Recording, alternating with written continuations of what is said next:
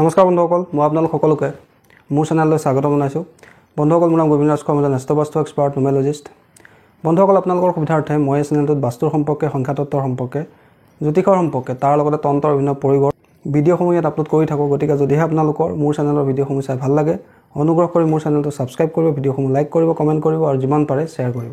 বন্ধুসকল, আজি মই আপোনালোকৰ লগত এটা অত্যন্ত গুৰুত্বপূৰ্ণ বিষয়ক লৈ আলোচনা কৰিবলৈ আগবাঢ়িছোঁ। গতিকে অনুগ্ৰহ কৰি ভিডিঅ'টো শেষলৈকে চাব, যাতে সম্পূৰ্ণ কথাখিনি বুজি পায়। বন্ধুসকল, আজি মই আপোনালোকৰ লগত আলোচনা কৰিবলৈ আগবাঢ়িছোঁ আহিবলগীয়া যিকোনো গভৰ্ণমেণ্ট চাকৰি কম্পিটিটিভ এক্সামত, প্ৰতিযোগিতামূলক পৰীক্ষাত কিদৰে আপোনালোকে ছাকচেছ লাভ কৰিব পাৰিব। বন্ধুসকল, সকলোৱে এই কম্পিটিটিভ এক্সামবিলাক পাছ কৰিবৰ কাৰণে বহু চেষ্টা কৰে, দিনে নিশাই পৰিশ্ৰম কৰে, কোচিং কৰে, বহু চেষ্টা কৰি বহু পৰিশ্ৰম কৰি তেওঁলোকে চাকৰি এটা ল'বলৈ চেষ্টা কৰে। বন্ধুসকল, কিন্তু চাকৰি লাভৰ কাৰণে পৰিশ্ৰমৰ লগতে আপোনাৰ ভাগ্যৰ সহায়ৰ প্ৰয়োজন। কিয়নো বন্ধুসকল, বহুতো এনেকুৱা ব্যক্তি আছে যিসকলে দিনে নিশাই পৰিশ্ৰম কৰে, কিন্তু তেওঁলোকে শেষত গৈ 2-1 নম্বৰৰ কাৰণে এক্সামত ছাকচেছ লাভ কৰিব নোৱাৰে। বা এনেকুৱা কিছুমান ব্যক্তিও থাকে যি পঢ়া শুনাত বৰ বিশেষ স্মাৰ্ট নহয়, কিন্তু তথাপিও তেওঁলোকে কম্পিটিটিভ এক্সামত ভালকৈ পাছ কৰি যায়। বন্ধুসকল, এই ধৰণৰ ঘটনা এইটো কাৰণে হয় যে চেষ্টাটো সকলোৱে কৰে, পৰিশ্ৰমটো সকলোৱে কৰে, কিন্তু ছাকচেছ লাভ কৰাৰ ক্ষেত্ৰত কাৰণে ভাগ্যৰ সহায়ৰ প্ৰয়োজন থাকে। বন্ধুসকল, এতিয়া কথা হ'ল, যিসকল ব্যক্তিয়ে চৰকাৰী চাকৰি লাভৰ কাৰণে যিখিনি প্ৰতিযোগিতামূলক পৰীক্ষা হয় তাত ছাকচেছ লাভ কৰিব বিচাৰে, তাৰ কাৰণে তেওঁলোকে কি উপায় কৰা উচিত, কি উপায় কৰিলে তেওঁলোকৰ এই ক্ষেত্ৰত ভাগ্যৰ ছাপোৰ্ট লাভ কৰিব। যদি কোনো ব্যক্তি ভালকৈ পৰিশ্ৰম কৰাৰ পিছতো 2-1 নম্বৰৰ কাৰণে প্ৰতিযোগিতামূলক পৰীক্ষাবিলাকত পাছ কৰিব নোৱাৰে বা 2-1 নম্বৰৰ কাৰণে তেওঁলোকে পিছ পৰি ৰয়, এই ক্ষেত্ৰত তেওঁলোকে কি উপায় কৰিব লাগে, যি উপায় কৰিলে তেওঁলোকৰ চৰকাৰী চাকৰি লাভৰ যি মনৰ ইচ্ছা, সেই ইচ্ছা সোনকালে পূৰ্ণ হ'ব। বন্ধুসকল, চৰকাৰী চাকৰি লাভৰ কাৰণে সকলোতকৈ ইম্পৰ্টেণ্ট গ্ৰহটো হৈছে সূৰ্য গ্ৰহ। সূৰ্য গ্ৰহক জ্যোতিষশাস্ত্ৰ অনুসৰি কিং প্লেনেট বুলি কোৱা হৈছে। ৰজাৰ উপাধি তেওঁক দিয়া হৈছে। সূৰ্য হৈছে গভৰ্ণমেণ্টৰ কাৰক, সূৰ্য হৈছে গভৰ্ণমেণ্ট চাকৰি কাৰক। গতিকে যদিহে আপোনালোকে চাকৰি লাভৰ ক্ষেত্ৰত ভাগ্যৰ ছাপোৰ্ট লাভ কৰিব খুজিছে, তেন্তে আপোনালোকে সূৰ্য গ্ৰহক ষ্ট্ৰং কৰিবই লাগিব।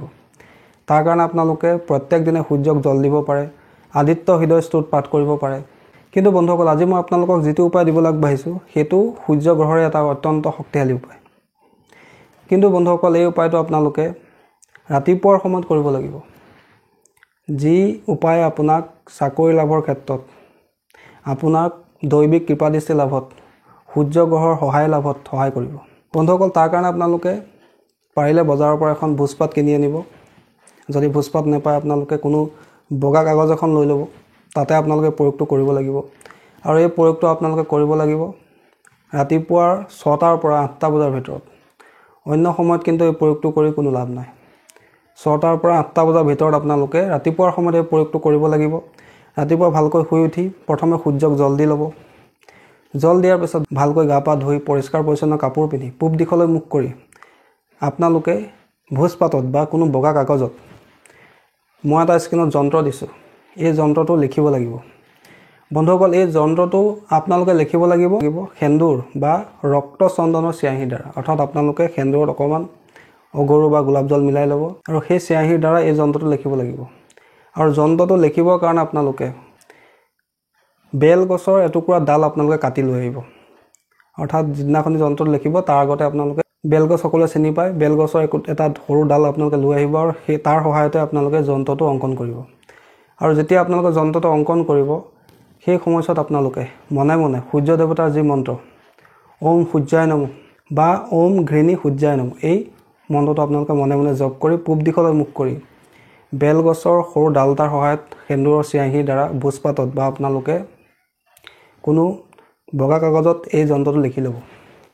বন্ধুসকলে, যন্ত্ৰটো তলত আপোনালোকে মই এটা মন্ত্ৰ লিখি দিছোঁ, যিটো সূৰ্য দেৱতাৰ তান্ত্ৰিক মন্ত্ৰ হয়। এই মন্ত্ৰটো লিখিবলৈ নাপাহৰিব। তাৰ তলতে আপুনি নিজৰ নাম আৰু নিজৰ দেউতাৰ নামটো লিখিব। তাৰপিছত সেই ভোজপাত খিলা বা সেই কাগজ টুকুৰা আপোনালোকে ধুনীয়াকৈ লেমিনেশ্যন কৰি ল'ব, যাতে ফাটি চিটি নাযায়। আৰু সেই যন্ত্ৰটো আপোনালোকে নিজৰ মন্দিৰত ৰাখি দিব। আৰু মন্দিৰত ৰাখি আপোনালোকে সদায় ৰাতিপুৱা সেই যন্ত্ৰটোৰ ওচৰত ধূপ দেখাব আৰু মনে মনে নিজৰ মনৰ ইচ্ছাৰ কথা ক'ব। আৰু যিদিনাখনি আপোনালোকৰ এক্সাম থাকিব, সেইদিনাখনি আপোনালোকে এই যন্ত্ৰটো লেমিনেশ্যন কৰি থোৱা যন্ত্ৰটো মন্দিৰৰ পৰা নিজৰ জেপত লৈ পৰীক্ষা দিবলৈ যাব। কিন্তু বন্ধুসকল যদি কেনেবাকৈ আপোনালোকৰ পৰীক্ষা হলত এই যন্ত্ৰটো লৈ যাবলৈ অনুমতি নিদিয়ে তেন্তে আপুনি নিজৰ লগত ঘৰৰ পৰা লৈ যাব। পৰীক্ষা দিয়াৰ সময়ত বেগতে ভৰাই আপুনি বাহিৰত ৰাখি গ'লেও কোনো আপত্তি নাই। অৰ্থাৎ কিছুমান এক্সামত হয়তো আপোনাক এই ধৰণৰ যন্ত্ৰ লৈ যাবলৈ অনুমতি নিদিব। সেই ক্ষেত্ৰত চিন্তা কৰাৰ কোনো প্ৰয়োজন নাই। ঘৰৰ পৰা যেতিয়া বাহিৰ হ'ব সেই সময়ত আপোনাৰ জেপত এই যন্ত্ৰটো থাকিব লাগে। পৰীক্ষা হলৰ সময়ত আগত যদি আপোনালোকে যন্ত্ৰটো বেগত ভৰাই ৰাখি আহিব লগাও হয় তাতো কোনো চিন্তা কৰাৰ কোনো প্ৰয়োজন নাই।